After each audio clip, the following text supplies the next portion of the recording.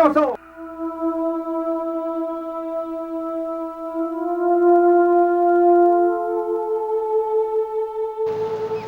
El derecho al sufragio otorgado a los analfabetos por primera vez en las elecciones del 80 estuvo muy lejos de significar el ingreso a la vida ciudadana de las grandes mayorías pobres del país. Si campesinos quechohablantes fueron las principales víctimas de la violencia, fue en parte porque el Estado y el país no los identificó como ciudadanos con los mismos derechos. Durante los 20 años de violencia, se vivió una situación de exclusión, discriminación e injusticia que aún debe revertirse.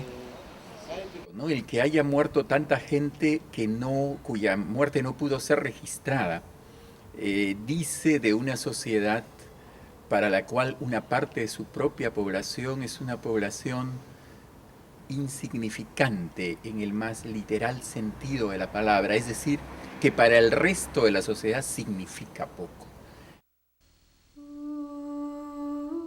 La guerrilla maoísta Sendero Luminoso, lanzamientos más fuertes de la última semana, hombres, mujeres y hasta una niña.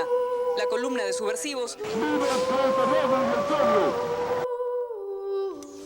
Todavía a gran parte del país le parece irreal la cifra estimada por la CBR de 69.280 víctimas. Era como un pueblo ajeno, desangrándose durante años sin que el resto sienta como real y propia la tragedia.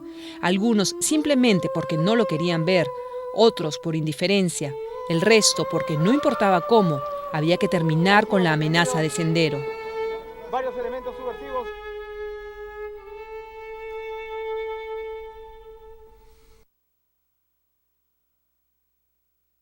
Nadie veía nada. Los que murieron fueron 8 personas, los periodistas de Uchurajay.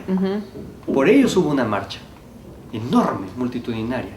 Otra hubo en Ayacucho por la senderista muerta Edith Lagos. Pero los demás muertos estaban invisibilizados. Después de la muerte de los periodistas de Uchurajay, murieron más de 100 uchurajaínos en solo un año. Ni noticia. A la marginación ancestral hacia la población afectada por la violencia se unió el ensañamiento de Sendero Luminoso para desterrar cualquier vínculo con la sociedad central. Maestros, médicos, jueces, todos habían desaparecido por el terror. Hasta el derecho al voto de estos ciudadanos fue en muchos casos burlado, como lo demuestra esta acta de las elecciones del 85 en el distrito de Chungi, en Ayacucho, donde absolutamente todos los votantes acudieron a las ánforas y lo hicieron para votar supuestamente por la misma plancha presidencial y un único candidato al Senado. La población peruana de la zona de emergencia no se entendían a sí mismos como ciudadanos en un sentido moderno. La educación cívica de las décadas anteriores se limita al reconocimiento de insignias, de la bandera, la escarapela, de algunas insignias militares. Es una sociedad que nunca se organizó sobre la base del sentimiento de tener derechos iguales todas las personas.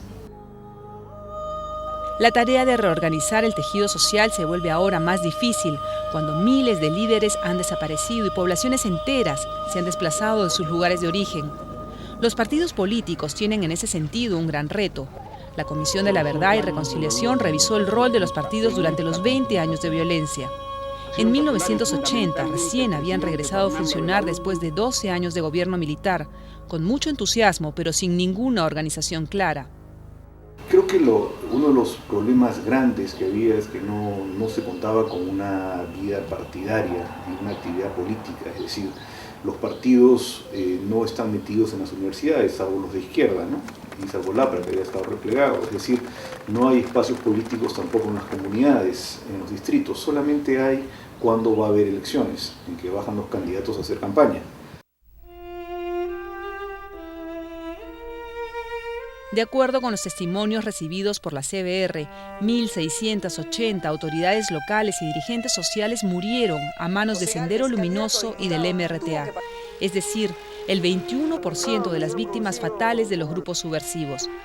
Luego de los campesinos, alcaldes, jueces de paz y otros dirigentes locales constituyen el segundo grupo ocupacional más golpeado por la violencia. Toda una generación de representantes e intermediarios políticos locales fue eliminada en la estrategia de Sendero de generar un vacío de poder que pueda ser llenado por sus propios cuadros.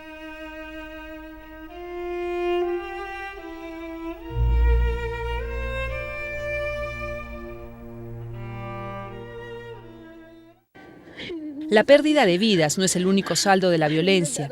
También desaparecieron estructuras sociales y de comunicación entre los ciudadanos y la confianza en organizarse y actuar públicamente.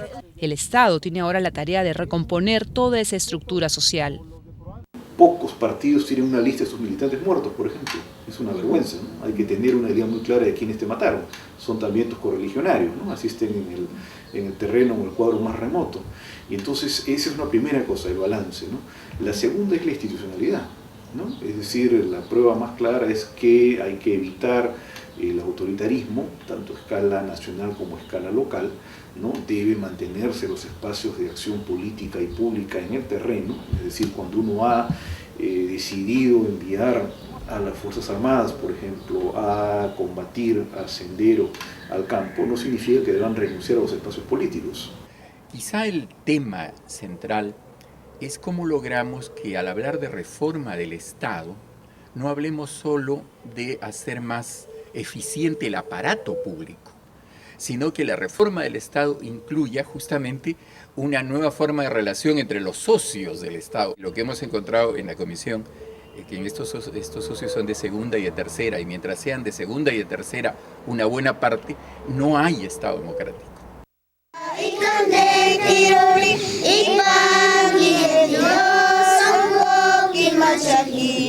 Desterrando la idea tradicional de civilidad como una masa homogénea, educada, urbana e hispanohablante, la CBR propone hablar de ciudadanos iguales ante la ley, pero que respeten sus diferencias étnicas, culturales y lingüísticas.